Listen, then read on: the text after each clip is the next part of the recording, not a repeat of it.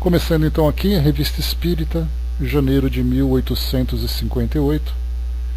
Nós vamos continuar aqui analisando, conhecendo, estudando um pouco, dos artigos publicados por Kardec aqui nas edições da revista, artigos importantes, artigos interessantes, para não apenas vermos os assuntos que eram tratados por Kardec, pela sociedade, também pelos leitores da Revista Espírita, aqueles que acompanhavam, principalmente nessa época, na Revista Espírita, em 1858, ali quase um ano do lançamento do Livro dos Espíritos, quando então a doutrina espírita se fazia conhecida. Então pessoas começavam a enviar cartas, fazer perguntas, Kardec encontrando situações, então nós vamos aqui entrar um pouquinho no contexto daquela época para ver o que eles pensavam, o que era importante para eles naquela época. Certamente, se na atualidade nós tivéssemos a oportunidade de ter uma revista com um veículo de comunicação que tivesse a mesma qualidade de Kardec, nós teríamos assuntos também bastante curiosos, mas assuntos nesse caso de um contexto contemporâneo, do nosso tempo. Então nós falaríamos sobre uma série de situações relacionadas, por exemplo, a conflitos, a corrupção, a guerras, a fenômenos que acontecem, que nós observamos hoje da doutrina espírita aqui no Brasil, no mundo, então teríamos ali outros assuntos, mas a gente faz essa viagem, certamente muito daquilo que era estudado naquela época, nós temos então paralelos aqui na nossa atualidade. Então vamos lá. Nós vamos começar aqui com o mês de janeiro, que nós estamos aqui nessa edição. Vamos fechar com dois artigos bastante interessantes. Com três artigos. Então, começando com História de Joana d'Arc, ditada por ela mesma, a senhorita Hermance Dufour. A gente vai, inclusive, conhecendo as personagens que participaram do desenvolvimento da doutrina espírita naquela época. Muitas vezes médiums, espíritos, porque se nós pegarmos as obras da codificação, nós temos muitos nomes que são citados, mas para nós acabam sendo nomes desconhecidos, exatamente porque muitas partes, aliás, muitos estudantes da doutrina acabam não fazendo esse estudo, então se focam, eu vou estudar só o Livro dos Espíritos e só o que tem ali é o que importa. Só que na verdade nós temos ali muitas coisas para analisar, muitos elementos a serem analisados, como por exemplo, quem são as personagens que participaram da elaboração desse livro, de onde vieram as comunicações, de que forma que elas foram obtidas, então por isso que é importante fazermos esse estudo paralelo. Então, na verdade, o Livro dos Espíritos, por exemplo, que nós estamos estudando, é o nosso roteiro, mas nós não ficamos ali restritos a esse roteiro, nós vamos expandindo cada vez mais, seguindo naquela mesma direção apontada por todos os assuntos que são tratados no livro, mas nós temos a liberdade de abrir cada vez mais esse nosso leque, seguindo nessa direção, colhendo ali o maior número de informações possíveis para poder facilitar a nossa compreensão do que é a doutrina espírita e a forma como ela se desenvolveu. Então aqui, ditada por ela mesma, Joana d'Arc, a senhorita Hermance Dufour. Uma pergunta que nos tem sido feita muitas vezes é se espíritos, que respondem mais ou menos com precisão às perguntas que lhes são dirigidas, poderiam fazer um trabalho de fôlego. A prova disso está na obra da qual falamos, porquanto aqui não se trata mais de uma série de perguntas e respostas, mas de uma narração completa e seguida como o faria um historiador, e contendo uma infinidade de detalhes pouco ou nada conhecidos sobre a vida da heroína. Então aqui começa assim, quando se fala um trabalho de fôlego, fala um trabalho extenso, porque as perguntas, as comunicações que chegavam a Kardec, sejam aquelas comunicações obtidas na sociedade, ou por aqueles que eram colaboradores da sociedade que enviavam essas comunicações, muitas vezes eram comunicações pequenas. Então era ali uma psicografia aqui, outra ali tratando de um assunto, e aí o que Kardec coloca é, se esses espíritos que respondem a essas perguntas que são feitas, que trazem essas informações, que trazem essas instruções, se eles seriam capazes de fazer um trabalho volumoso, dedicados assim a um tema específico bem desenvolvido, né? Então aqui, no caso que ele está dizendo, é que no Joana d'Arc, por exemplo, ela começou a trazer para nós não apenas uma comunicação simples, mas ela trouxe a sua própria biografia. E nesse caso, né, como foi falado para nós, com detalhes pouco ou nada conhecidos sobre a própria vida dela, né? Ao que poderiam pensar que a senhorita Dufault inspirou-se em seus conhecimentos pessoais, responderemos que ela escreveu o livro com a idade de 14 anos e que havia recebido a instrução que recebem todas as jovens de boa família, educadas com cuidado. Porém, mesmo que tivesse uma memória fenomenal, não seria nos livros clássicos que iria buscar documentos íntimos dificilmente encontráveis nos arquivos do tempo. Né? Kardec procura justificar o conteúdo, né, do trabalho de Hermance Dufault com 14 anos de idade. Olha só, quando a gente começa a fazer comparação de que forma que a doutrina espírita era tratada naquela época e hoje como ela é tratada. Né? Hoje, um jovem com mediunidade, ele é tratado como alguém que precisa se desenvolver para começar a praticar daqui a tantos anos. Naquela época, Kardec já se utilizava dessas jovens. Né? Claro que nós tínhamos ali métodos diferentes, épocas diferentes. Mas aqui também o que coloca é que esse conteúdo trazido por Hermance era um conteúdo com informações que não se achavam em livros clássicos. Pesquisar nas bibliotecas quem foi Joana d'Arc, principalmente nos livros religiosos, né? Então tinha ali aquelas informações que traziam uma visão genérica sobre a vida dela, mas na psicografia vinham informações muito mais profundas que isso. Sabemos perfeitamente que os incrédulos sempre terão 1000 objeções a fazer, mas para nós que vimos a médium em ação, a origem do livro não poderia suscitar nenhuma dúvida. Lembrando que Joana d'Arc ela era uma santa da Igreja Católica, portanto uma psicografia espírita, um livro psicografado no meio espírita, falando de uma personagem religiosa, dá para imaginar ali como o conflito que isso gerou naquela época. Embora a faculdade da senhorita Dufault se preste à evocação de qualquer espírito, de que nós mesmos tivemos provas das comunicações pessoais que ela nos transmitiu, sua especialidade é a história. A gente para por aqui, lembrando daquilo que nós estudamos, né, no livro dos médiuns, quando se falava sobre da psicografia, naquele capítulo específico sobre esse tema. E ali então Kardec falava sobre a especialidade dos médiuns. Então psicografia receitista, psicografia poética, psicografia familiar, psicografia histórica, dentre várias outras especialidades.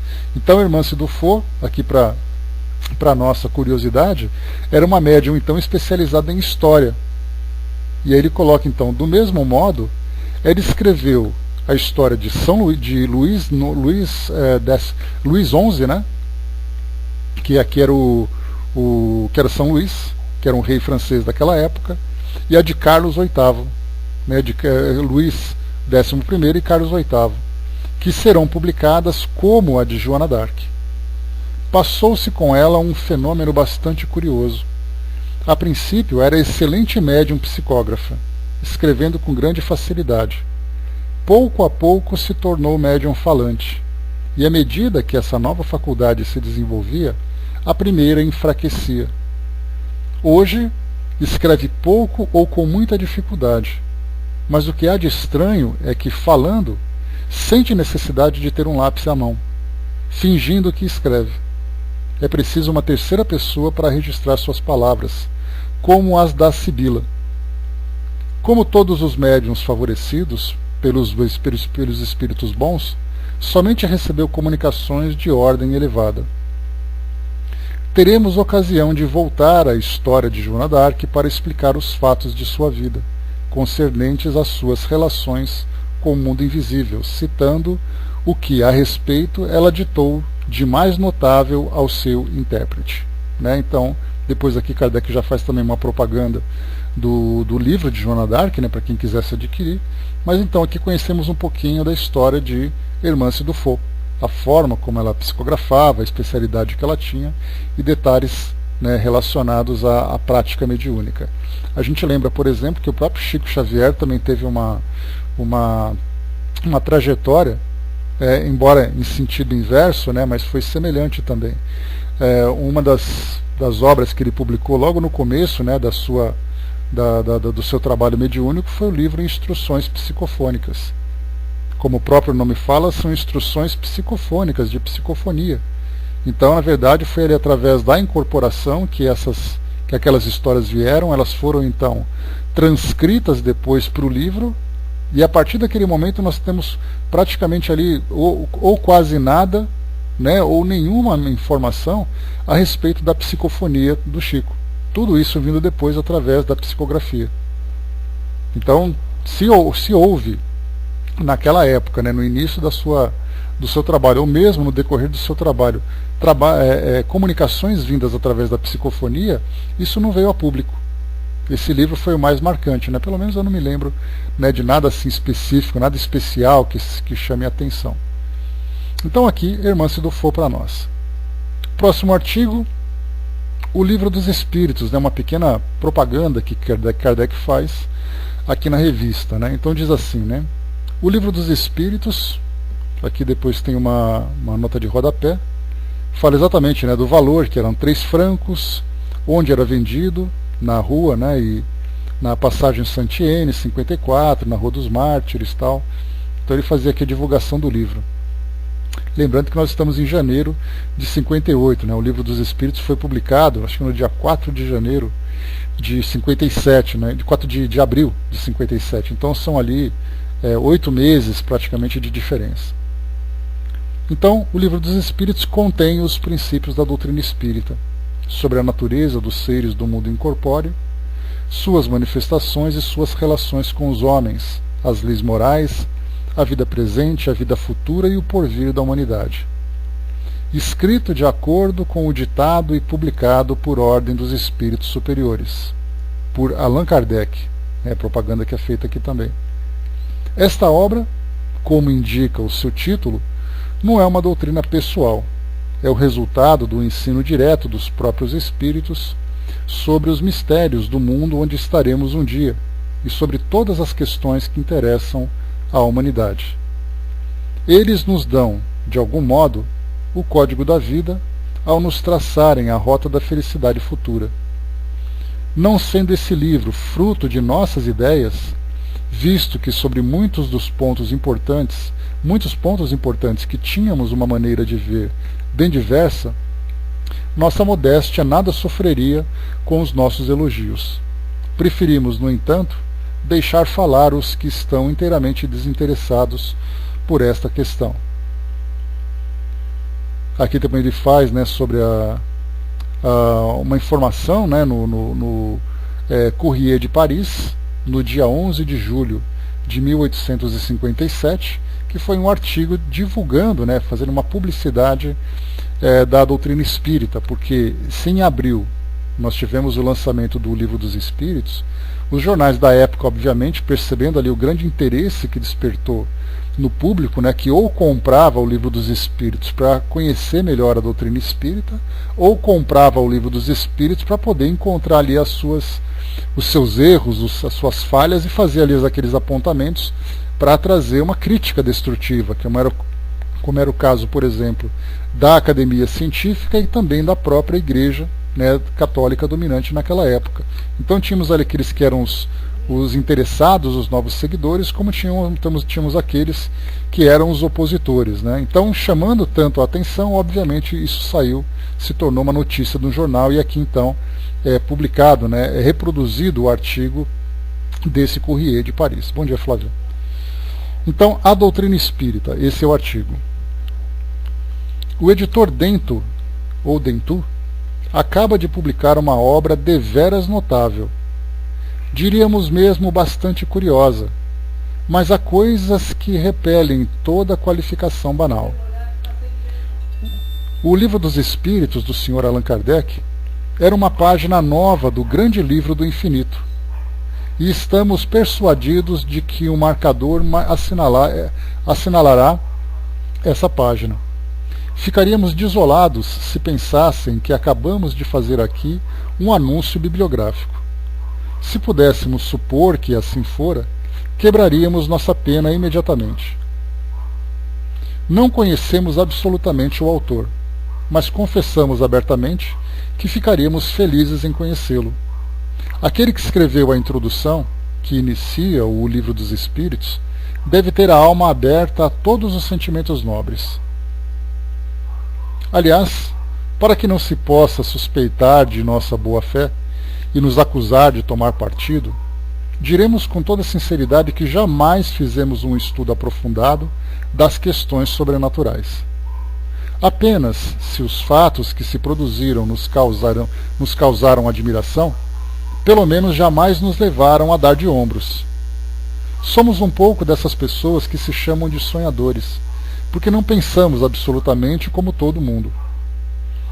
A 20 léguas de Paris, à noite sobre as grandes árvores, quando não tínhamos em torno de nós senão choupanas esparsas, pensávamos naturalmente em qualquer coisa, menos na bolsa, no macadame dos boulevares ou nas corridas de Longchamp. Diversas vezes nos interrogamos, e isso muito tempo antes de ter ouvido falar em médiuns, o que havia de pensar no que se convencionou chamar o alto. Outrora chegamos mesmo a esboçar uma teoria sobre os mundos invisíveis, guardando-a curiosamente para nós, e ficamos muito felizes de reencontrá-la quase por inteiro no livro do Sr. Allan Kardec. Então, nesse trecho, fala exatamente que esse jornal não está tomando partido, defendendo o Livro dos Espíritos, mas ele fala que, naturalmente, a sociedade, a humanidade, ele traz uma referência ali ao redor de Paris, ninguém estava preocupado com dinheiro, com corridas e tudo mais, vivendo naquelas choupanas isoladas, eles acabavam naturalmente cultivando essas histórias sobrenaturais, como é muito comum. Por exemplo, se nós vamos para os interiores aqui do Brasil, de todas as regiões, nós encontramos ali aquelas histórias, aquelas lendas, aqueles folclores que falam desse sobrenatural. Então, naturalmente, nós criamos ideias sobre aquilo que não faz parte, a princípio, do nosso mundo natural, por isso chamamos de sobrenatural. Então ele coloca assim, a 20 léguas de Paris, à noite sob as grandes árvores, quando não tínhamos em torno de nós senão choupanas, pensávamos naturalmente em qualquer coisa. E é então que ele chama atenção para esse ponto. E continua o artigo. A todos os deserdados da terra, a todos os que caminham e caem, regando com suas lágrimas o pó da estrada, diremos: lede o Livro dos Espíritos. Isso vos tornará mais fortes. Também aos felizes, aos que pelos caminhos só encontram os aplausos da multidão ou os sorrisos da fortuna, diremos: estudai-o, ele vos tornará melhores. O corpo da obra, diz o Sr. Allan Kardec, deve ser reivindicado inteiramente pelos espíritos que o ditaram. Estará admiravelmente classificado por perguntas e respostas. Está admiravelmente classificado por perguntas e respostas. Algumas vezes essas últimas são sublimes, e isso não nos surpreende. Mas não foi preciso um grande mérito a quem a soube provocar? Desafiamos a rir aos mais incrédulos quando lerem esse livro no silêncio e na solidão. Todos honrarão o homem que lhe escreveu o prefácio. A doutrina se resume em 2 palavras. Não façai aos outros o que não quereríeis que vos fizessem, que não queríamos que vos fizessem. Lamentamos que o Sr. Allan Kardec não tenha acrescentado: e fazei aos outros o que gostaríeis que vos fosse feito. O livro, aliás, o diz claramente, e a doutrina, sem isso, não estaria completa. Não basta não fazer o mal, é preciso também fazer o bem. Se apenas sois um homem de bem, não tereis cumprido senão a metade do vosso dever. Sois um átomo imperceptível dessa grande máquina que se chama mundo, onde nada deve ser inútil. Sobretudo, não nos digais que se pode ser útil sem fazer o bem. Ver-nos-íamos forçados a vos replicar por um volume. Lendo as admiráveis respostas dos espíritos na obra do Sr. Kardec, dissemos a nós mesmos que haveria um belo livro a escrever. Bem depressa reconhecemos que nos havíamos enganado. O livro já está escrito. Apenas o estragaríamos se tentássemos completá-lo. Sois homens de estudo e possuis boa fé, que não pede senão para se instruir? Lede o livro primeiro sobre a doutrina espírita. Estais colocado na classe dos que só se ocupam consigo mesmos e, como se diz, fazem os seus pequenos negócios muito tranquilamente, nada vendo além dos seus próprios interesses? Lede as leis morais. A desgraça vos persegue com furor e a dúvida vos envolve muitas vezes com o seu abraço gelado? Estudai o livro terceiro, Esperanças e Consolações. Todos vós, que abrigais nobres pensamentos no coração e que acreditais no bem, lede o livro do começo ao fim. Se alguém nele encontrasse matéria para a zombaria, nós o lamentaríamos profundamente. Aqui quem assina esse artigo é o Sr. G. do Chalar. Entre as numerosas cartas que nos têm sido dirigidas desde a publicação de O Livro dos Espíritos, aqui agora diz Kardec, né? Apenas citaremos duas, porque de certo modo resumem a impressão que este livro produziu e o fim essencialmente moral dos princípios que encerra. Rose, bom dia. Aqui então nós temos duas cartas que Kardec vai publicar aqui para nós, ou publicou aqui para nós, que vai trazer a impressão dos leitores daquela época, né? Então, mais uma vez, a gente tem sempre que colocar na nossa mente a diferença temporal que existe entre o nosso momento e o momento daquela época. Nós praticamente, crescemos ouvindo de alguma forma sobre a doutrina espírita. Sejamos nós, tenhamos sido nós seguidores desde o início por uma influência familiar, ou tivéssemos outra religião que de alguma forma tivesse ouvido falar em Chico Xavier, em médiuns, alguma coisa parecida.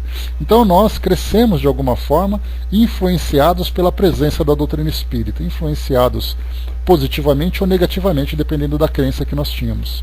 Agora, naquela época, nunca se tinha ouvido falar sobre isso. Então era uma surpresa geral, era algo que surgiu num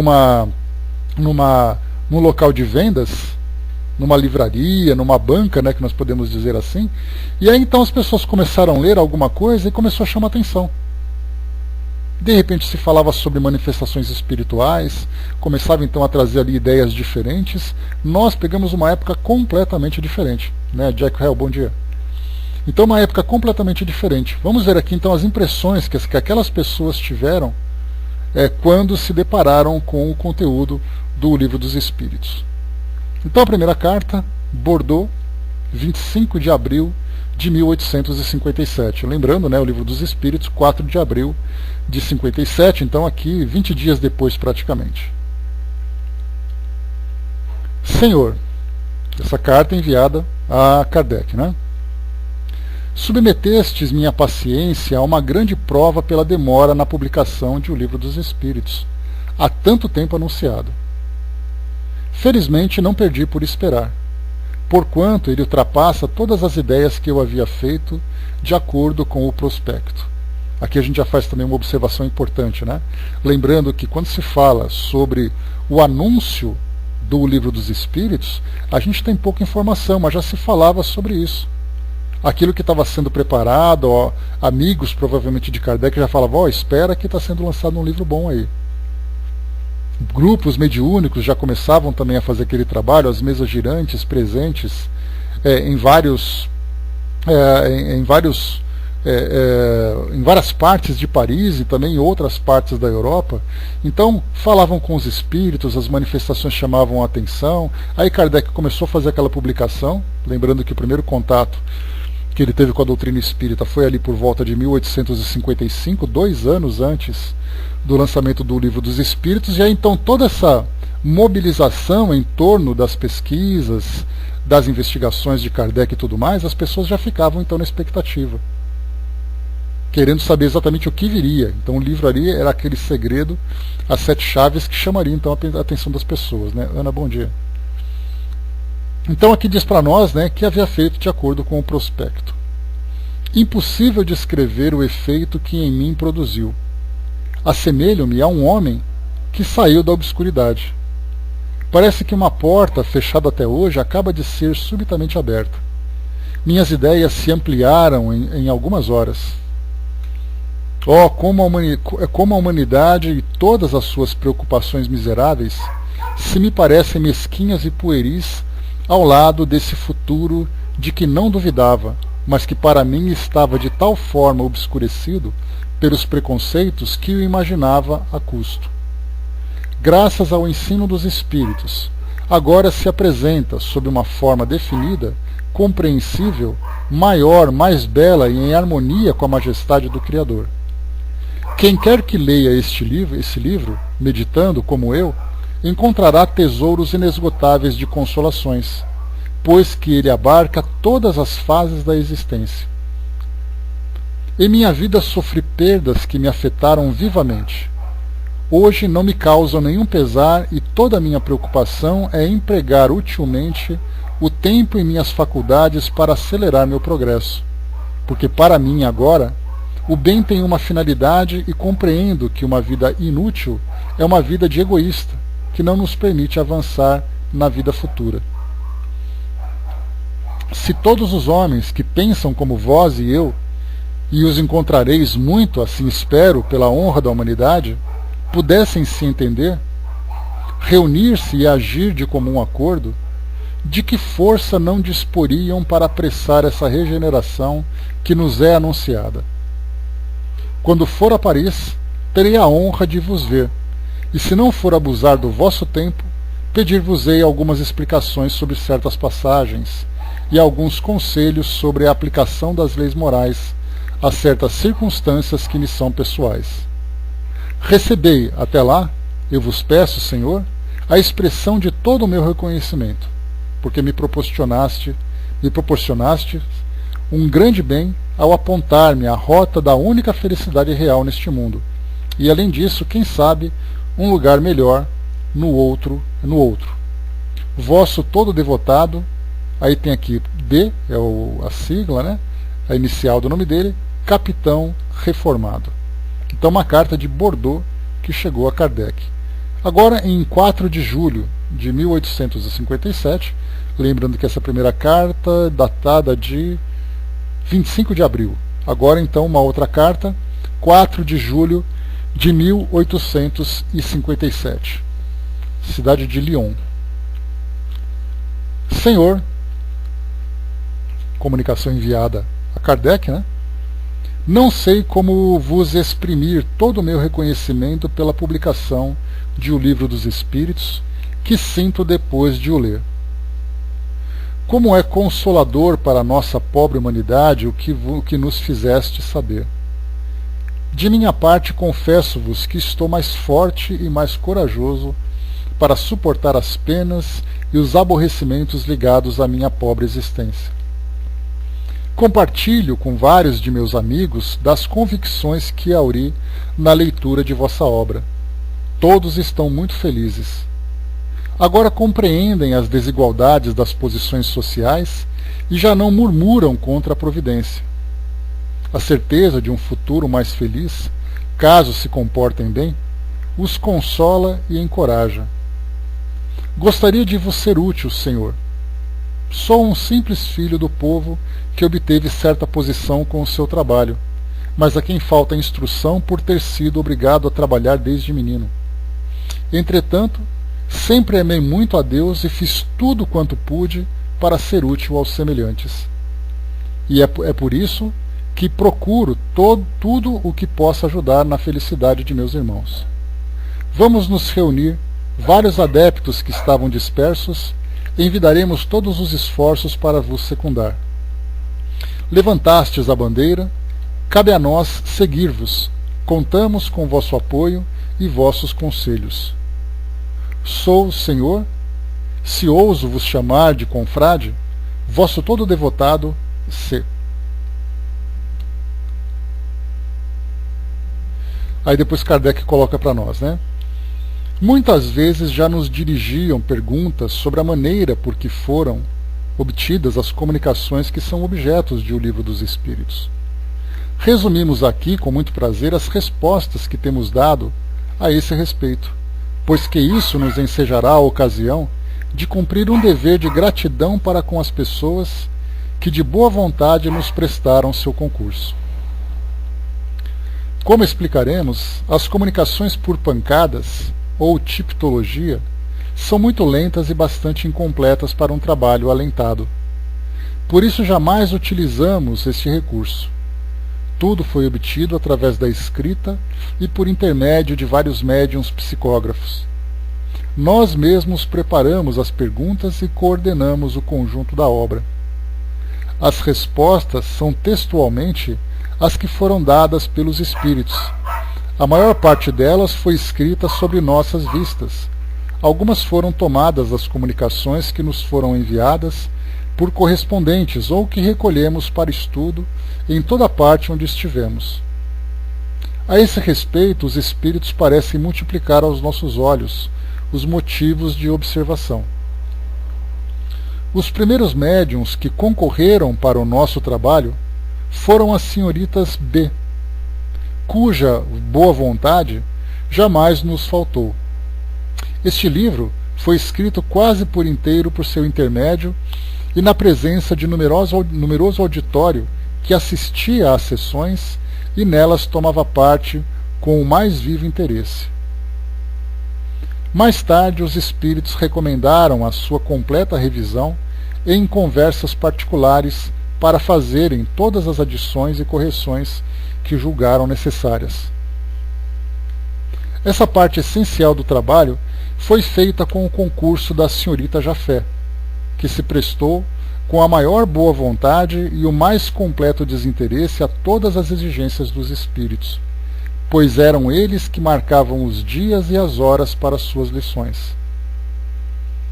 O desinteresse não seria aqui um mérito particular, visto que os espíritos reprovam todo o tráfico que se possa fazer de sua presença.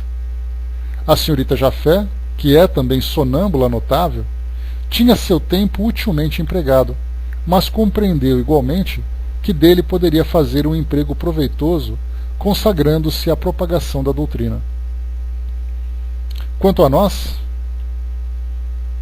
temos declarado que o princípio que nos apraza reafirmar aqui, jamais pensamos em fazer de O Livro dos Espíritos objeto de especulação, devendo sua renda ser aplicada às coisas de utilidade geral. Por isso seremos sempre reconhecidos aos que se associarem de coração e por amor ao bem à obra a que nos estamos consagrando. Aí aqui quem assina então, Allan Kardec, né, a assinatura aqui de Kardec para trazer para nós então essas explicações da forma como foram obtidas as respostas que elaboraram o nosso Livro dos Espíritos, né? André colocou, né, saber administrar o nosso tempo nos dias de hoje é que está o grande problema, né? É que quanto mais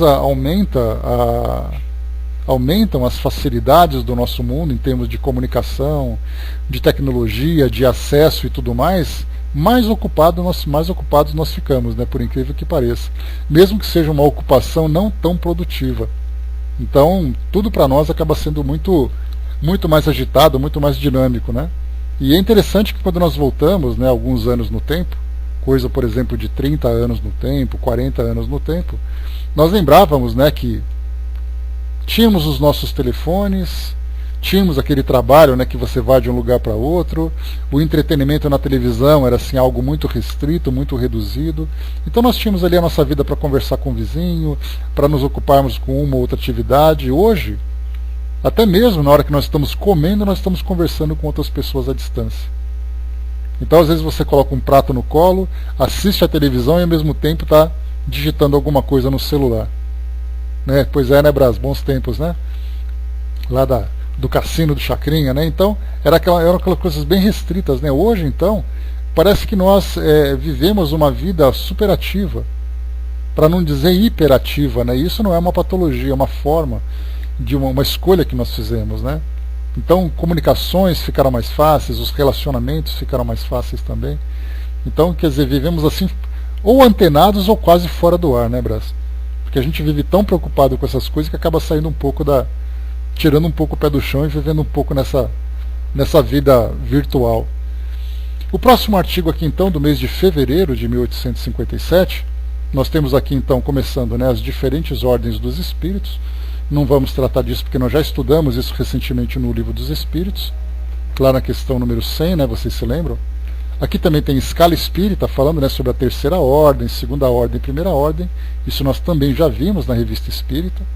Esse artigo está transcrito, né, aqui na revista.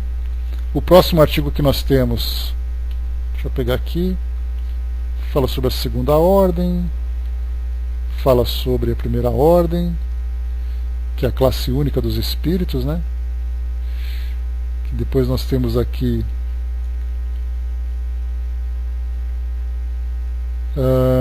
uma nota que Kardec coloca, né, que é a classificação modificada mais tarde por Kardec, quando do aparecimento da segunda edição francesa, que foi definitiva de O Livro dos Espíritos, em 1860, né? Depois coloca aqui, então, agora o próximo artigo que nós vamos estudar, o fantasma da senhorita Clarion, né? Aqui um artigo também bem interessante, para a gente poder ver aqui mais uma situação. O Brás colocou, né, os parturientes já estão usando o Android para acessar o moleque para vir a turma. Exatamente, a conversa antes de nascer, né? Estamos assim agora. Então, o fantasma da senhorita Clarion, mês de fevereiro de 1858. Esta história fez muito alarido em seu tempo, pela posição da heroína e pelo grande número de pessoas que a testemunharam. Aqui o fantasma da senhorita Clarion, uma nota de rodapé dizendo que ela nascida em 1723, a senhorita Clairon morreu em 1803, lembrando que Kardec nasceu em 1804, né? Então ela morreu com quase ali 80 anos de idade, nasceu em 23 e morreu em 2003, nós temos ali exatamente 80 anos de idade, né, que ela desencarnou. Estreou em uma companhia italiana aos 13 anos e na comédia francesa em 1743. Retirou-se do teatro em 1765 aos 42 anos de idade. Então, mais uma vez em cima, né, essa história fez muito alarido em seu tempo, pela posição da heroína e pelo grande número de pessoas que a testemunharam. Não obstante sua singularidade, estaria provavelmente esquecida se a senhorita Clairon não a tivesse consignado em suas memórias, de onde extraímos o relato que vamos fazer. A analogia que apresenta com alguns fatos que se passam em nossos dias dá-lhe um lugar natural nesta coletânea. Como se sabe, a senhorita Clairon era tão notável por sua beleza quanto por seu talento, quer como cantora, quer como atriz trágica. Havia inspirado a um jovem bretão, o Sr. de S., uma dessas paixões que por vezes decidem uma vida, quando não se tem bastante força de caráter para triunfar. Ou seja, né, aquela paixão arrebatadora que esse jovem acabou tendo por ela. A senhorita Clairon respondeu somente com amizade. Contudo, a assiduidade do Sr. de S. tornou-se de tal forma inoportuna que ela resolveu romper qualquer relação com ele. A mágoa que ele sentiu causou-lhe uma longa enfermidade de que veio a morrer. E isso se passou em 1743. Mas deixemos falar a senhorita Clairon. Aí tem aqui uma citação, né, das palavras dela própria. 2 anos e meio havia decorrido entre o nosso conhecimento e a sua morte. Rogou-me lhe concedesse, em seus últimos instantes, a doçura de me ver ainda. Minhas relações, porém, impediram-me de fazer essa visita. Morreu Por aí, exatamente, né, André? Morreu por amor. Morreu de amor, né? Não por amor, mas de amor. Morreu não tendo perto de si senão os criados e uma velha dama, única companhia que possuía desde muito tempo. Habitava então a muralha, perto de Chausse-d'Antin, que começaram a construir. Eu, a rua de Bussy, perto da rua Seine e da abadia Saint-Germain. Estava com minha mãe e vários amigos que vinham jantar comigo. Acabara de entoar belas canções pastorais que haviam encantado meus amigos quando, ao soarem 11 horas, ouviu-se um grito muito agudo. Sua sombria modulação e sua longa duração espantaram todo mundo. Senti-me desfalecer e estive quase um quarto de hora desacordada. Todos de minha família, meus amigos, meus vizinhos, a própria polícia ouviram o mesmo grito, sempre à mesma hora, partindo invariavelmente de sob as minhas janelas, parecendo sair vagamente do ar. Raramente eu jantava na cidade, mas nos dias em que eu o fazia, nada se ouvia. Muitas vezes, quando me recolhia ao quarto, indagava a minha mãe e aos meus domésticos se alguma novidade, e logo o grito partia do meio de nós. Uma vez o presidente de B, com quem havia jantado, quis acompanhar-me para assegurar-se de que nada me ocorreria no caminho.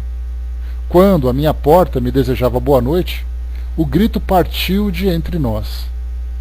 Assim como toda Paris, ele sabia dessa história. Entretanto, foi posto em sua carruagem mais morto que vivo. Outra vez, pedi ao meu camarada Rosely que me acompanhasse à rua Saint-Honoré para escolher tecidos. O único assunto de nossa conversa foi o meu fantasma, é assim que o chamam. Cheio de espírito e em nada acreditando, esse rapaz, a despeito disso, ficara impressionado com a minha aventura. Insistia para que eu evocasse o fantasma, prometendo-me que nele creria se me respondesse. Lembrando que nós estamos falando aqui, né, de 1750, mais ou menos, nesse período. Foi em 1743 que houve a desencarnação, né? Fosse por fraqueza ou por audácia, fiz o que ele pedia. O grito foi ouvido 3 vezes, terrível por seu estrépito e rapidez. Ao retornar, foi necessário o auxílio de todos da casa para tirar-nos da carruagem, onde estávamos desacordados. Depois dessa cena, fiquei alguns meses sem nada ouvir. Julgava-me livre para sempre, mas me enganava. Todos os obstáculos haviam sido transferidos para Versalhes, para o casamento do Dauphin, né, que era o príncipe francês. Tinham-me arranjado um quarto na Avenida Saint-Claude, que eu ocupava com a senhora Grandval. Às 3 horas da manhã eu lhe disse: estamos no fim do mundo. Seria muito difícil que o grito nos viesse surpreender aqui. Mal acabara de falar e o grito estalou. A senhora Grandval acreditou que o inferno inteiro estava no quarto. Usando camisola, correu a casa de alto a baixo, onde, aliás, ninguém pôde pregar os olhos durante a noite. Pelo menos foi a última vez que o ouvimos. 7 ou 8 dias após, conversando com os membros de minhas relações pessoais, à badalada das 11 horas seguiu-se um tiro de fuzil dado em uma de minhas janelas. Todos ouvimos o tiro e vimos o fogo. Contudo, a janela nenhum dano sofrera. Concluímos todos que queriam minha vida, que haviam dado o alvo, errado o alvo, né? Que haviam errado o alvo e que seria necessário tomar precauções com vistas ao futuro. O senhor de Mardeville, então tenente de polícia, mandou visitar as casas em frente à minha. A rua encheu-se de toda sorte de espiões possíveis. Porém, por mais cuidados que se tomassem, durante 3 meses inteiros, sempre à mesma hora o tiro foi visto e ouvido na mesma vidraça, sem que ninguém jamais tenha podido saber de onde partira. Esse fato foi constatado nos registros da polícia. Acostumada ao meu fantasma, na verdade um pobre diabo que se prestava a pregar peças, não prestei atenção à hora. Como fizesse calor, abri a janela condenada e nos apoiamos, eu e o intendente, no balcão. Ao soar 11 horas, o tiro se fez ouvir e ambos fomos lançados no meio do quarto, onde caímos feito mortos. Retornando a nós mesmos, sentindo que não tínhamos nada, examinando-nos e reconhecendo que havíamos recebido, ele na face esquerda e eu na direita, a mais terrível bofetada jamais aplicada, pusemo-nos a rir como dois loucos. 2 dias depois, convidada pela senhorita Dumesnil para uma festa à noite em sua casa, a Berriel Blanche, tomei um fiacre às 11 horas com minha camareira. Uma bebida, né?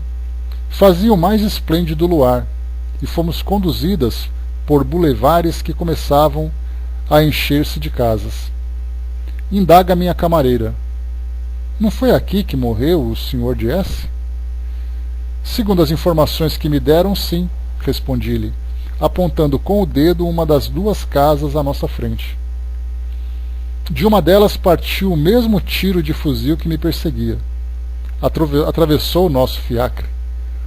O cocheiro, o fiacre que nesse caso é um meio de transporte, óbvio, né? Atravessou o nosso fiacre. O cocheiro dobrou a marcha, crendo-se atacado por ladrões. Chegamos à festa, mal refeitos de susto, e de minha parte tomada por um terror que, confesso, guardei por muito tempo. Mas com armas de fogo essa proeza foi a última. A explosão sucedeu um bater de palmas, com certo compasso e repetição. Esse ruído, ao qual a complacência do público me havia acostumado, não foi percebido por mim durante algum tempo, mas meus amigos o notaram.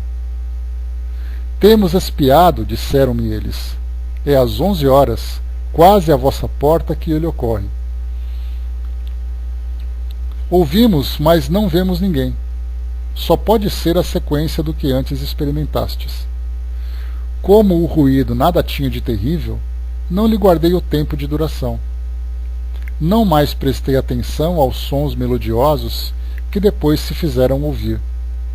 Parecia a voz celeste a esboçar uma área nobre e tocante, prestes a ser cantada. Essa voz começava na encruzilhada de Bussy e acabava em minha porta. E, como ocorrera com todos os outros sons precedentes, ouvia-se, mas nada se via. Finalmente, tudo cessou em pouco mais de 2 anos e meio. Agora Kardec fazendo um comentário sobre esses relatos.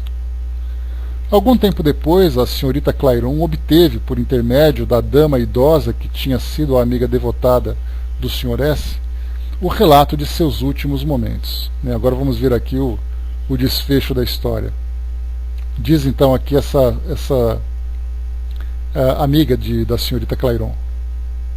Ele contava todos os minutos quando, às 10h30, seu lacaio veio dizer-lhe que a senhora decididamente não viria. Isso à beira da morte, que ele estava ali esperando a visita dela. Depois de um momento de silêncio, tomou-me a mão em atitude de desespero que me apavorou. Desalmada, nada ganhará com isso. Persegui-la-ei depois de morto, tanto quanto a persegui em vida. Aqui a fala dele para essa senhora. Quis tentar acalmá-lo, mas estava morto. Na edição que temos à vista, esse relato é precedido a seguinte nota sem assinatura. Eis uma anedota bem singular que, sem dúvida, induziu e induzirá as mais diversas opiniões. Ama-se o maravilhoso, mesmo sem nele crer. A senhorita Clairon parece convencida da realidade dos fatos que narra. Contentar-nos-emos em observar que, ao tempo em que foi ou se supôs atormentada por seu fantasma, Contava ela de 22,5 a 25 anos de idade, que é a idade da imaginação, e que nela essa faculdade era continuamente excitada e exaltada pelo gênero de vida que levava no teatro e fora dele. É preciso ainda lembrar que ela disse, no início de suas memórias, que em sua infância não se entretinha senão com aventuras de fantasmas e de feiticeiros, que lhe eram contadas como histórias verídicas. Kardec, mais uma vez, completa aqui agora. Conhecendo o assunto somente através do relato da senhorita Clairon, só podemos julgá-lo pela indução. Eis o nosso raciocínio. Esse fato, descrito em seus mínimos detalhes pela própria senhorita Clairon, tem mais autenticidade do que se tivesse sido narrado por terceiros. Acrescentaremos que, ao escrever a carta onde o fato está relatado, contava cerca de 60 anos, já passada a idade da credulidade de que falava o autor da nota. Esse autor não põe em dúvida a boa-fé da senhorita Clairon a propósito de sua aventura, mas admite que ela tenha sido vítima de uma ilusão. Que o fosse uma vez, nada haveria de extraordinário. Porém, que o tivesse sido durante 2 anos e meio, já se nos afiguraria bem mais difícil, como mais difícil ainda é supor que essa ilusão houvesse sido compartilhada por tantas pessoas, testemunhas oculares e auriculares dos fatos, e pela própria polícia. Para nós que conhecemos o que se passa nas manifestações espíritas, a aventura nada contém de surpreendente, e a temos como provável. Nessa hipótese, não vacilamos em pensar que o autor de todos esses malefícios não seja outro senão a alma ou o espírito do Sr. de S., se, sobretudo, atentarmos para a coincidência de suas últimas palavras com a duração dos fenômenos. Havia ele dito: persegui-la-ei depois de morto tanto quanto a persegui em vida. Ora, suas relações com a senhorita Clairon haviam durado 2 anos e meio, ou seja, tanto tempo quanto as das manifestações que se seguiram à sua morte. Olha o raciocínio interessante de Kardec. Bom dia, Ligirinho. Raciocínio interessante de Kardec. Do momento de que se conheceram até o final da relação que eles tiveram, 2 anos e meio. Os fenômenos duraram 2 anos e meio, porque ele exatamente prometeu que ia persegui-la durante esse tempo. Fato bastante curioso. Algumas palavras ainda sobre a natureza desse espírito. Não era mau, e é com razão que a senhorita Clairon o qualifica como um pobre diabo, mas também não pode dizer que fosse a própria bondade. A paixão violenta sob a qual sucumbiu como homem prova que nele as ideias terrestres eram dominantes. Os traços profundos dessa paixão, que sobreviveu à destruição do corpo, provam que, como espírito, ainda se achava sob a influência da matéria. Por mais inofensiva que fosse sua vingança, denota sentimentos poucos elevados. Se, pois, quisermos reportar-nos ao nosso quadro da classificação dos espíritos, não será difícil assinalar a classe. A ausência de maldade real naturalmente o afasta da última classe, que é dos espíritos puros, dos espíritos impuros, desculpem, que é aquela onde o espírito tem realmente a intenção de promover o mal. Mas, evidentemente, mantinha-se ligado a outras classes da mesma ordem. Nada nele poderia justificar uma posição superior. Uma coisa digna de nota é a sucessão dos diferentes modos pelos quais manifestava sua presença. Foi no mesmo dia e no momento exato de sua morte que ele se fez ouvir pela primeira vez, e isso em meio a um alegre jantar. Quando vivo, via a senhorita Clairon pelo pensamento, envolvida por essa auréola que a imaginação empresta ao objeto de sua paixão ardente. Mas uma vez desembaraçada a alma de seu véu material, a ilusão cedeu à realidade. Lá está ele, ao seu lado, e a vê cercada de amigos, contudo lhe excitando o ciúme. Por sua jovialidade e encanto, ela parece insultar o seu desespero, que se traduz por um grito de raiva repetido todo dia à mesma hora, como se a censurasse por se haver recusado de o consolar em seus últimos momentos. Aos gritos se sucedem os tiros, inofensivos, é verdade, mas que no mínimo denotam uma raiva impotente e a intenção de perturbar seu repouso. Mais tarde, seu desespero toma um caráter mais sereno. Retorna, sem dúvida, a ideias mais sadias, parecendo haver readquirido o domínio de si. Restava-lhe a lembrança dos aplausos de que ela era objeto, e ele os repete. Então, porque depois daqueles gritos, vinham os tiros, depois começaram a vir as palmas. Finalmente, diz-lhe adeus por meio de sons que lembram o eco dessa voz melodiosa que em vida tanto o fascinara. Então aqui o relato que Kardec analisa, esse foi o artigo então, o fantasma da senhorita Claire, da senhorita Clairon, da senhorita Clairon, um desses contos que nós temos aí, das histórias que o povo conta. Então hoje nós teríamos também facilidade de encontrarmos tantas e tantas histórias que trazem para nós essas fantasias ou mesmo realidades do plano espiritual, que agora, analisando de um modo mais realista, como Kardec fez, ele procurava interpretar. Então nós lembramos, por exemplo, que a Revista Espírita, como Kardec coloca, ele é na verdade uma tribuna para discussão de temas, para debates, para análises de ideias, de um conteúdo que a princípio não é um conteúdo doutrinário. Porque a gente lembra que aquilo que é o conteúdo doutrinário foi tudo aquilo que foi analisado pelos espíritos, submetidos ali à aprovação daquele controle universal dos ensinos dos espíritos.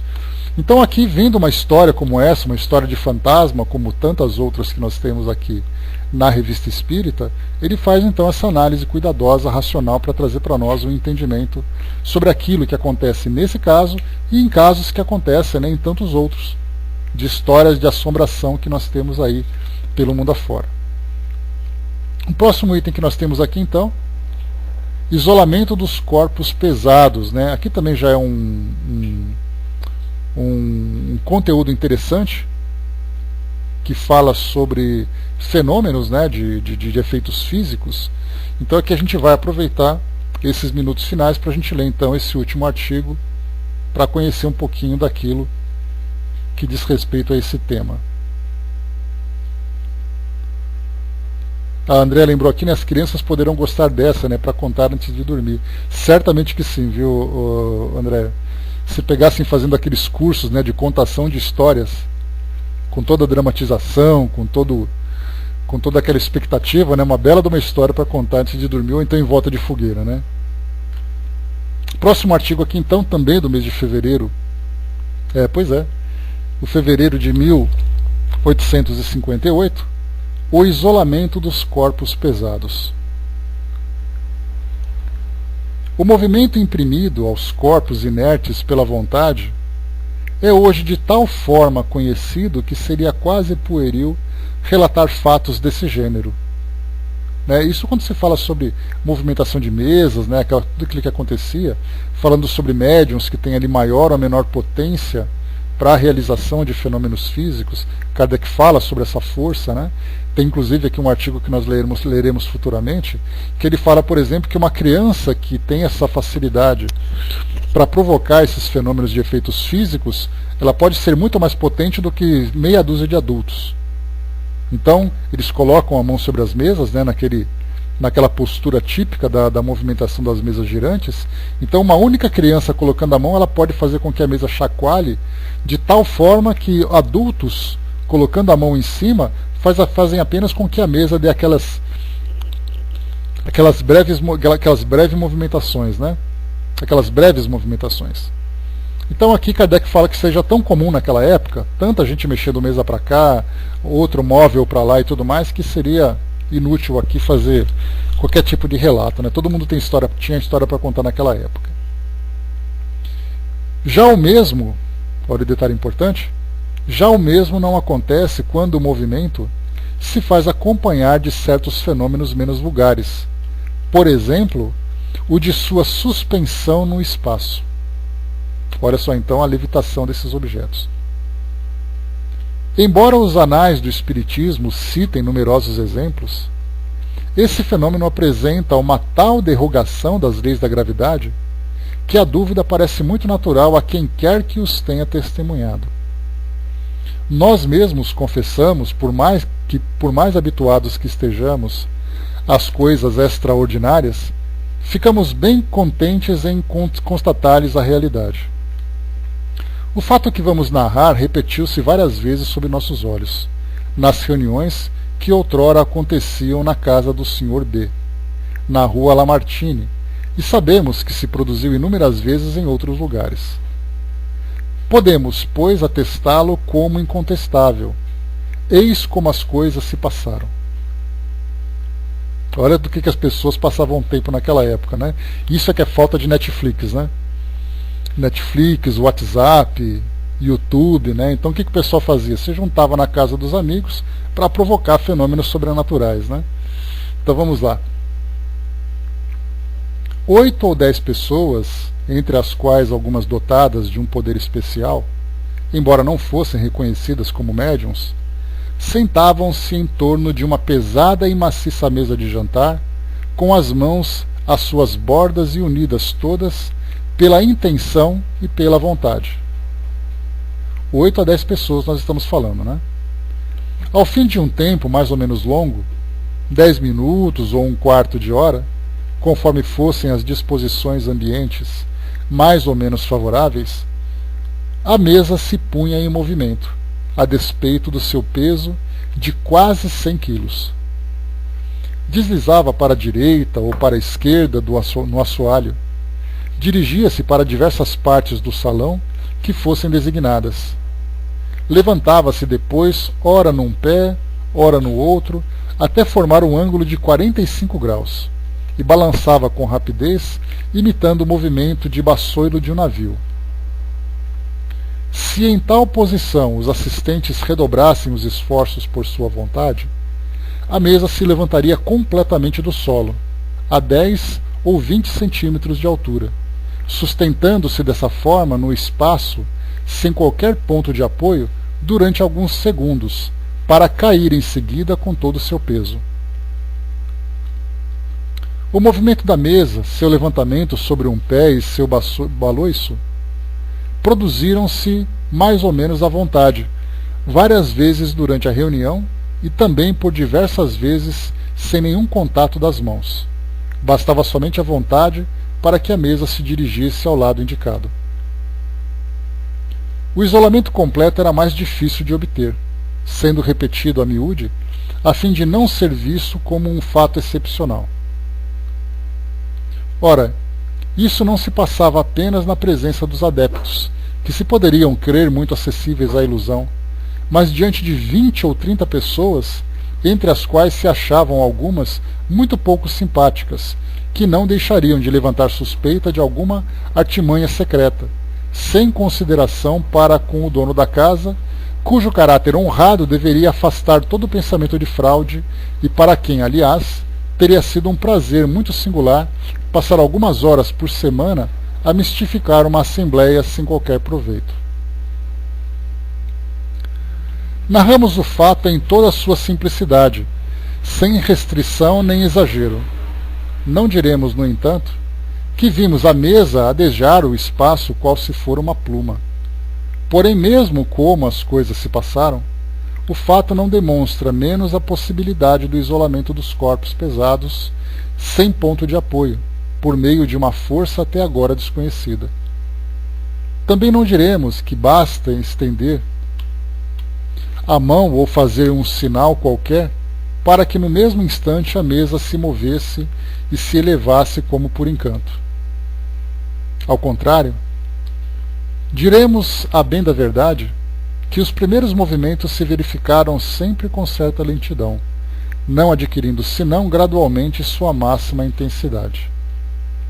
O levantamento completo só ocorreu após vários movimentos preparatórios, que eram como que ensaios para uma espécie de arremesso. A força atuante parecia redobrar-se de esforços para encorajar os assistentes, como um homem ou um cavalo que realiza uma pesada tarefa e que é excitado por gestos e palavras. Uma vez produzido o efeito, tudo retornava à calma, e por alguns instantes nada se obtinha como se aquela mesma força tivesse necessidade de retomar o fôlego. Muitas vezes teremos ocasião de citar fenômenos desse gênero, sejam espontâneos ou provocados, e realizados em proporções e circunstâncias bem mais extraordinárias. Porém, quando tivermos sido testemunha, relatá-lo-emos sempre de maneira a evitar qualquer interpretação falsa ou exagerada. Se no fato relatado acima nos tivéssemos contentado em dizer que vimos uma mesa de 100 quilos elevar-se do solo pelo simples contato das mãos, ninguém duvide que muitas pessoas pensariam que a mesa havia subido até o teto, e com a rapidez de um piscar de olhos. É assim que as coisas mais simples se tornam prodígios pelas proporções que lhes empresta a imaginação. O que não haveria de acontecer quando os fatos atravessassem os séculos e passassem pela boca dos poetas? Se se dissesse que a superstição é filha da realidade, ter-se-ia avançado num paradoxo, que todavia nada é mais verdadeiro. Não há superstição que não repouse sob um fundo real. Tudo está em discernir onde termina uma e começa a outra. O verdadeiro meio de combater as superstições não é contestá-la de maneira absoluta. No espírito de certas pessoas, há ideias que não se desenraizam tão facilmente, porque sempre há fatos a citar em apoio de sua opinião. Ao contrário, é preciso mostrar o que há de real. Então, só restará o exagero ridículo, ao qual o bom senso fará justiça. Nesse relato, então, aqui, nesse artigo, o que Kardec chama a atenção é exatamente o detalhamento desses eventos, porque simplesmente dizer que colocaram a mão sobre a mesa e a mesa se levantou, com esse fato, com essa informação, nós poderíamos, estimulando a nossa imaginação, falar, como Kardec colocou, que bastaram colocar as mãos, que a mesa começou a chacoalhar, começou a dar pirueta, foi até o teto e coisa e tal. Então ele fala que não foi bem assim. Então ele coloca detalhadamente. Primeiro ele colocaram as mãos, a mesa começou a se mover lentamente, depois ela levantava só num pé, depois ela se levantou de 10 a 20 centímetros e depois ela caiu no chão. Apenas isso. Então, quando nós começamos a fantasiar em torno dos fenômenos sobrenaturais, e como ele diz, se com o tempo, séculos depois, esse mesmo fato caísse na boca dos poetas, eles então criariam ali aquele cenário sobrenatural, fantasmagórico, que é o que, aliás, como nós sempre conversamos, que muitas pessoas, quando querem conhecer a doutrina espírita apenas para satisfação da curiosidade, principalmente focadas nos fenômenos mediúnicos, elas vão ao centro espírita esperando alguma coisa diferente acontecer. Então o pessoal vai, assiste ali a uma palestra, e quando acaba pergunta assim, mas e aí, não vai ter nenhum espírito falando? E aí fica aquela grande expectativa, não vai ter. Poxa, mas eu pensei que fosse ter alguma coisa diferente para chamar a atenção. Então as pessoas vão até um centro espírita naquela expectativa de ver o Gasparzinho andando no salão. Cortina chacoalhando, luzes piscando, aquela coisa bem de filme, E na verdade não. Muitas vezes, até mesmo durante uma reunião mediúnica, as coisas acontecem de uma forma tão sutil que aqueles que vão lá para presenciar um espetáculo caem numa grande decepção. Então, assim, eu queria ver uma psicografia, eu queria ver uma psicofonia. Aí então aquela pessoa é convidada, geralmente isso acontecia quando um médium, geralmente médium que faz ali a sua autopromoção ou vende seus serviços, vai até a casa da pessoa ou convida para uma reunião particular e tal. E aí então aquelas pessoas, poxa, vamos lá. É igual mais ou menos a brincadeira do copo, que os adolescentes do passado e do presente também costumam fazer. Então todo mundo se reúne em torno de uma mesa, tem ali aquelas letras, né, aquela tábua Ouija que eles utilizam, ou então ali uma cartolina com letras, e aí coloca a mão em cima de um copo e espera então que o copo vá chacoalhar de lá para cá, como acontece nesses filmes, né, de fantasmas, de assombrações e coisa e tal. Mas aí então, no caso de uma reunião mediúnica, vem aquela psicografia bem simples, o médium não dá aquela estribuchada, o médium não entra em convulsão, a mesa não chacoalha, a pessoa simplesmente escreve uma frase e fala assim, olha, eu acabei de receber pela intuição essa frase. Ah, mas aí foi você que escreveu, não foi o espírito. Então começam a colocar todos aqueles critérios de avaliação para saber se realmente valeu aquele fenômeno ou não. Então, quando Kardec fala da grande decepção que os curiosos têm, é principalmente de não conhecerem de que forma que o processo se dá. Que o bom médium é aquele médium que trabalha de uma forma discreta, que a comunicação dos espíritos, os espíritos sérios, são comunicações muito objetivas, sem nenhuma preocupação de causar espanto ou trazer algum tipo de entretenimento. Então aqueles que ficam esperando, né, olha, eu queria realmente ver a manifestação de um espírito. Aí você fala, mas ele acabou de se manifestar. Ah, mas era só isso? Era só isso. Ah, isso não teve graça. Aí então sai daquela parte doutrinária, importante, filosófica, e fica apenas presa no fenômeno. Quantas vezes entre os espíritas, até mesmo os médiuns ficam decepcionados. Poxa, mas eu sou um médium de efeito físico, eu queria realmente que as coisas acontecessem, que pratos ficassem girando e tal. Não, você é um médium de efeito físico para dar aquela mexidinha na mesa. Porque lembrando, né, principalmente, que são os espíritos que provocam o fenômeno. E dependendo dos espíritos que estão próximos, esse médium vai ficar muito decepcionado porque os espíritos querem apenas trazer para nós a instrução da realidade do mundo espiritual. A Ana colocou lá em cima, né, a mesma coisa que ir a uma igreja qualquer, onde os homens falam, né, e as pessoas esperam pelo que foi prometido na Bíblia. É exato. Então, na verdade, assim, nós não estamos preocupados em conhecer a nossa realidade espiritual dentro do campo moral.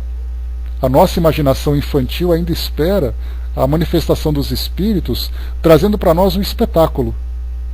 Então, nós espíritas, através do estudo, nós vamos então desmistificando, tirando essa fantasia que nós alimentamos ainda, e a preocupação dos nossos estudos é exatamente conhecer esse conteúdo moral, a importância disso na transformação que nós vamos viver em nossas próprias vidas.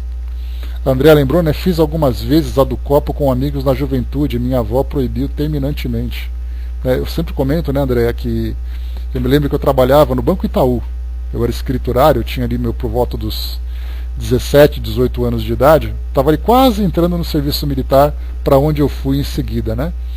Então eu trabalhava na parte de captação, cobrança, e tinha mais 2 amigos, né? Nós éramos em 3 adolescentes ali, 3 jovens praticamente, né? Com 19, 18 anos e tal, e tinha o chefe. Aí claro, né? 4 horas o chefe muda de setor, porque a agência fecha, e os 3 adolescentes ali. Nós fomos para a parte do arquivo, e a gente estava assim com aquela disposição, né, da gente fazer a brincadeira do copo dentro do banco. Aí foi lá para a sala do arquivo, era uma sala que era ampla, aí nós colocamos ali uma mesa, colocamos o copo em cima da mesa, demos as mãos e começamos a rezar o Pai Nosso. Aí nós demos tanta risada que nada aconteceu, obviamente, né? Agora imagina se tivesse acontecido, né? A nossa irresponsabilidade, a nossa intenção, só para poder fazer uma brincadeira. Então assim, essa foi a única oportunidade que eu tive, né, de me aproximar desse fenômeno, mas nada aconteceu, nada deu certo, né? E já teve um caso, inclusive, de um amigo muito querido, de muitos anos, que foi inclusive ele que me aproximou da doutrina espírita. Poderia colocar assim que ele que foi o meu primeiro guia, né, que me trouxe para a doutrina, porque até então a doutrina espírita para mim era algo muito antipático. Eu não tinha nenhuma simpatia pela doutrina, pelo contrário, eu tinha muito medo. E aí então ele comentava, né, ele era médium e dirigente de um centro de Umbanda, apesar de ser da Umbanda, ele me aproximou da doutrina espírita, né, na leitura, nos tratamentos espirituais, aquela coisa toda. E ele comentava assim que certa vez, tarde da noite, ele era um coronel da Polícia Militar, inclusive, né, aposentado. Aí ele comentava o seguinte, que tarde da noite, uma vez, bateram na porta dele, e era um vizinho. E ele pediu ajuda, então ele falou assim, olha, minha filha não está passando bem. Aí ele pegou, foi até a casa deles lá, né, desses amigos, e aí perguntou, mas o que aconteceu? Ah, eles estavam fazendo aquela brincadeira de copo, aquelas coisas todas, e agora ela está passando mal aqui, vomitando, está desse jeito. E aí então ele começou então a perceber que na verdade a garota estava obsediada. Era um espírito que estava próximo a ela, deixando naquela condição, espírito que veio por causa da brincadeira do copo. E aí então ele aplicou passes, né, que ele tinha muito conhecimento dentro da atividade que ele realizava, e aí então ele foi lá e fez um trabalho de desobsessão, por causa dessa brincadeira do copo. Né? A Didima lembrou, né, na realidade é tão ciso o fenômeno que nem quem vai em busca de grandes espetáculos se decepcionam, né? É que na verdade as pessoas querem provas, né, Didima? Então a gente acaba caindo nessa dificuldade. Né? A Ana lembrou também naquela pessoa que vai à igreja, né, onde está o Espírito Santo que Jesus prometeu. Eles querem também ali que transforme água no vinho, né? A André lembrou também, né, conosco aconteceram muitas respostas, né, e cada vez queríamos mais, né? E esse é o que foi o susto da minha avó. Vocês conseguiram então, né, colocar ali realizar o fenômeno, né? Poxa, que interessante. Perigoso, mas não deixa de ser interessante, né? A gente não está falando de segurança, a gente está falando de curiosidade, né? Então curioso, sem dúvida nenhuma, foi. Né? E aí então tantos outros fenômenos, né, Zé, em Palmelo, lá onde você já viajou também para outros lugares, viram aqueles fenômenos curiosos, também são coisas bem assustadoras, né? Então, enfim, o que Kardec coloca nesse artigo que é interessante, falando então sobre esse isolamento de objetos pesados, né? É que a forma como o fenômeno físico acontece, ou mesmo o fenômeno intelectual, de ficarmos imaginando que as coisas acontecem sempre de uma forma, né, usando essa expressão popular, espetaculosa, só que na verdade ela tem objetivo, e os fenômenos acontecem de uma forma muito sutil, principalmente quando nós lidamos com espíritos mais esclarecidos, espíritos mais elevados que nós, né? Não precisamos falar de espíritos mentores espirituais, espíritos que se comunicam conosco e que têm aquela intenção de trazer para nós uma informação, uma instrução, um auxílio. Né? Então, bem interessante aqui esse artigo para o nosso estudo. Então, enfim, né, encerramos por aqui o nosso encontro de hoje. Lemos aqui vários artigos, né, que fomos vendo assim, de que forma que a Revista Espírita vai abordando cada um dos temas, né, que dizem respeito à doutrina espírita, contos, fenômenos que são presenciados, comunicações de espíritos que trazem algum tipo de instrução. Então, esse é o conteúdo tão interessante, tão bacana da Revista Espírita. A Ana colocou também. Será que essas pessoas estão erradas por esperar o cumprimento dessa promessa de Jesus? A forma como foi colocada, né, Ana? Porque a forma como a propaganda foi feita. Porque assim, quando se fala sobre Jesus, que veio transformar a humanidade através dos seus ensinamentos, do seu exemplo, para nós isso é algo muito natural. Então quando você fala, você deve seguir Jesus nos seus ensinamentos, nós temos esse entendimento. Mas muitas vezes essa propaganda de um ser sobrenatural, que é capaz de realizações sobrenaturais, que vai provar a sua existência, o modo como isso acaba sendo divulgado é o que as pessoas esperam. Então, se te prometeram isso, por que você não esperar por isso também? Né? Então, conforme nós vamos estudando, esse então é a importância da doutrina espírita. Exato, então, prometeu espíritos. Né, no Pentecostes principalmente fala sobre tudo isso e tal. Né, então, os relatos que são feitos daquela época, inclusive os próprios, vamos colocar assim, os próprios editores dos textos do Novo Testamento, falando sobre Apocalipse, falando sobre os milagres de Jesus e tudo mais, a intenção daquelas obras era exatamente mostrar o grande poder que Jesus tinha como Deus encarnado. E aí Kardec chama a nossa atenção para quê? Primeiro, para a parte moral do cristianismo. E segundo, lá no próprio livro A Gênese, Milagres e Predições segundo o Espiritismo, ele procura trazer explicações sobre tudo aquilo que aconteceu, desde a natureza dos fenômenos até a sua realização. E aí então a gente já deixa de ter aquela expectativa para esses fenômenos, para essas promessas, para aquilo que realmente importa, que é a transformação moral dos indivíduos. Tá na rua então, Didima? Bacana, né? Tá aproveitando bastante. A André colocou também aqui, né, entendendo que precisamos desse suporte para aprender e entender mais a doutrina espírita. Quanto mais nós, né, nos fortalecemos, mais nós crescemos.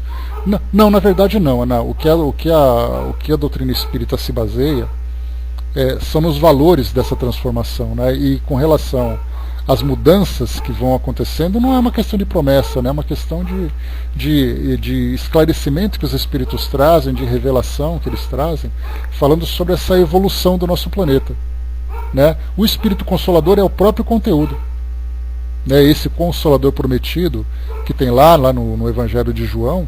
Então, para aqueles que leem que Jesus vai voltar, que ele vai enviar o Consolador prometido, eles esperam realmente um novo Messias, ou até mesmo o próprio retorno de Jesus. E a doutrina espírita faz essa interpretação do Consolador prometido como conteúdo moral, científico e filosófico da doutrina espírita. Então, são essas manifestações e essas instruções dos espíritos que, para nós, na doutrina espírita, é esse Consolador. Que já não basta, né, ser Consolador, o fato de nós lermos e entendermos a origem dos nossos sofrimentos, a nossa trajetória, né? Então, tudo aquilo que vem para nós de ensinamento, né? O Evangelho é um conteúdo moral. Se nós lermos o Evangelho apenas no aspecto fenomênico, aí nós vamos esperar o espetáculo. Agora, se nós lemos o Evangelho nas passagens de Jesus falando sobre esse conteúdo moral, aí é fundamental, né? É uma doutrina cristã, né? A doutrina cristã que veio do próprio cristianismo. Então, o Kardec fala sobre isso na introdução do Evangelho segundo o Espiritismo. Que moralmente a doutrina espírita se baseia no cristianismo, na parte moral do cristianismo. E o resto vem como investigação, como filosofia, como entendimento de tudo aquilo que acontece nessa relação do mundo físico com o mundo espiritual, né? Então a doutrina cristã e o espiritismo se baseia nela. Então, muito bem, meus amigos, fechando por aqui o nosso encontro de hoje, vimos aqui então todos esses artigos da Revista Espírita, né? E na semana que vem, na próxima sexta-feira, nós então teremos mais artigos, né, para conhecermos mais a doutrina espírita, para conhecermos mais o trabalho de Kardec na análise e na divulgação da nossa doutrina.